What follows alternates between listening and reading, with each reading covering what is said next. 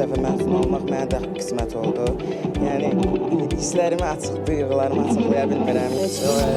10-cu sinifdən heç yoxuma girmədim ki, mən gəlib burada Xankəndidə ilk dəfə məzun olaram.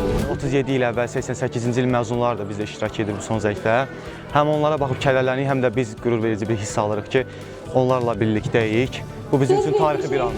1988-ci ilin məzunları ilə bir yerdə keçirmək daha qürur verici bir hissdir. Həm sinif yoldaşlarımızdan biricə toplaşmışıq, həm də bugün ilk dəfə bu məktəbdə Xankəndində son zəngdə iştirak edirik. Biz Xankəndi şəhərdə anadan olmuşuq.